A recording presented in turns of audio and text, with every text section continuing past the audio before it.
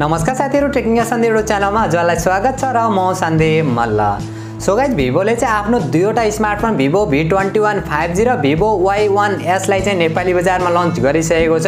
Vivo V21 5G को बारेमा चाहिँ हामीले 1-2 दिन अगाडि पनि कुरा गरेको थियौं। त्यसको फुल ओभरअलमा फिचर स्पेसिफिकेसनको बारेमा कुरा गरेको थियौं। लिंक भने मैले माथि आई बटन र तल डिस्क्रिप्सनमा दिएको छु, गएर हेर्न सक्नुहुन्छ। जो 6GB 128GB वाला लन्च भएको छ, जसको प्राइस भने 49,999 रुपैयाँ रहेको छ। त्यसको बारेमा चाहिँ म आज कुरा गर्दैन। आजको भिडियोमा चाहिँ म भिभो Y1s को बारेमा चाहिँ कुरा गर्ने छु। एउटा एन्ट्री लेभलको स्मार्टफोन हो, प्राइसिङलाई हेर्ने भने डिसेन्ट खालको चाहिँ रहेको छ।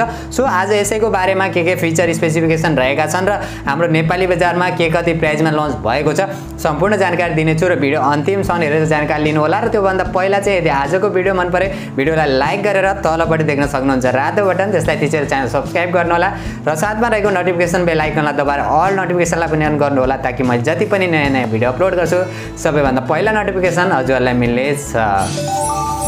ओके, सो गाइज, अब चाहिँ ढिला नगरी आजको भिडियो सुरु गर्न चाहन्छु र भिभो Y1s को बारेमा कुरा गर्ने हो भने सबैभन्दा पहिला चाहिँ म यसको डिजाइन, डिस्प्ले र बिल्ड क्वालिटीबाट चाहिँ सुरु गर्न चाहन्छु।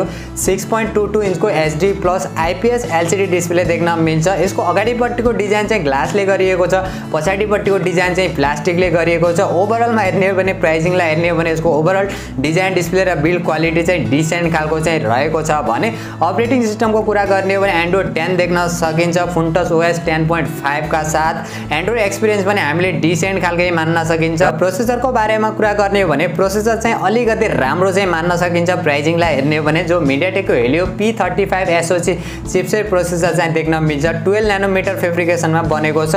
र CPU र GPU को बारेमा कुरा गर्ने हो भने पावर भिया GE8320 का चाहिँ GPU देख्न मिल्छ भने CPU को बारेमा कुरा गर्ने हो भने Cortex A53 को जो 2.3 GHz मा चाहिँ क्लक रहेको छ भने अर्को चाहिँ Cortex A53 1.8 GHz मा चाहिँ क्लक रहेको छ। पावर एफिसिएन्सी पनि हामीले राम्रै देख्न मिल्नेछ।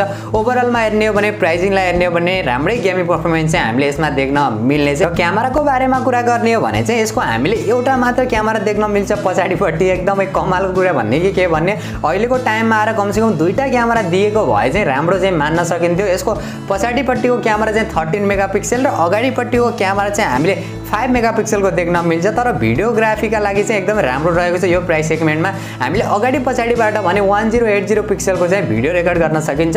ओभरअलमा हेर्ने भने क्यामेरा फिचर क्वालिटी चाहिँ डिसेन्ट खालको चाहिँ मान्न सकिन्छ भने अरू फिचरहरूको बारेमा कुरा गर्ने हो भने 3.5mm को हेडफोन ज्याक देख्न मिल्छ।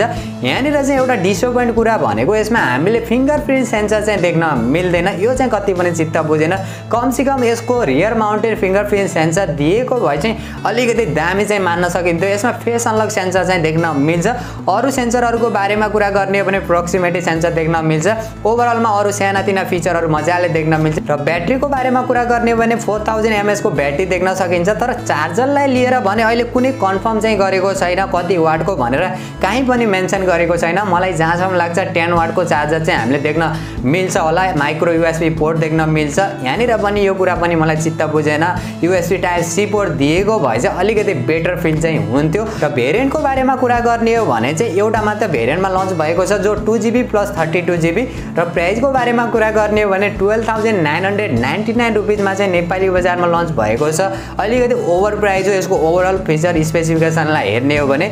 सो गाइज, यही थियो भिभो Y1s को ओभरअल डिजाइन, फिचर र स्पेसिफिकेसन। र मेरो पर्सनल ओपिनियनको बारेमा कुरा गर्ने हो भने यो स्मार्टफोन चाहिँ स्पेशल अफलाइन मार्केटलाई टार्गेट गरेर लन्च गरेको भएको कारणले चाहिँ अलिकति महँगो चाहिँ रहेको छ। हजुरहरूलाई थाहा नै छ भिभो कम्पनीले चाहिँ एउटा एन्ट्री लेभलका स्मार्टफोनहरूलाई चाहिँ धेरै जसो चाहिँ अफलाइन मार्केटलाई नै टार्गेट गरेर लन्च गर्ने भएको कारणले चाहिँ अलिकति महँगो चाहिँ रहेको छ। ओभरअलमा हेर्ने हो भने फिचर स्पेसिफिकेसन धेरै जसो थाहा पनि दिएको छैन, साइलेन्टली रूपमा चाहिँ लन्च गरेको छ। यदि हजुरहरू चाहिँ 12-13 हजारको बजेट सेगमेन्टमा चाहिँ एउटा राम्रो स्मार्टफोन किन्ने सोचमा हुनुहुन्छ, किन्ने प्लानिङमा हुनुहुन्छ भने चाहिँ भिभोको यो स्मार्टफोन लिनुभन्दा चाहिँ अरू कम्पनीमा जाँदा चाहिँ बेटर हुन्छ। पोको कम्पनीका रहेका छन्, रेडमीका पनि राम्रा स्मार्टफोन रहेका छन्। स्यामसङका पनि एकदमै राम्रो स्मार्टफोन चाहिँ रहेको छन्, तर यसमा गेमिङ पर्फर्मेन्स भने अलिकति राम्रो चाहिँ देख्न मिल्छ। ओभरअलमा हेर्ने हो भने फिचर स्पेसिफिकेसन चाहिँ नर्मल एभरेजवाला चाहिँ देख्न मिल्छ। र हजुरहरू भने यो स्मार्टफोनलाई लिएर कतिको एक्साइटेड हुनुहुन्छ र जुन प्राइसमा नेपाली बजारमा लन्च भएको छ त्यो प्राइस चाहिँ कतिको चित्त बुझेको छ त्यो भने कमेन्ट गर्नु होला। र यदि आजको भिडियो मन पर्यो भिडियोलाई लाइक गरेर तलपट्टि देख्न सक्नुहुन्छ रातो बटन, त्यसलाई थिचेर च्यानल सब्स्क्राइब गर्नु होला र साथमा रहेको नोटिफिकेसन बेल आइकनलाई दबाएर अल नोटिफिकेसनलाई पनि अन गर्नु होला ताकि मैले जति पनि नयाँ भिडियो अपलोड गर्छु सबैभन्दा पहिला नोटिफिकेसन हजुरहरूलाई मिल्नेछ।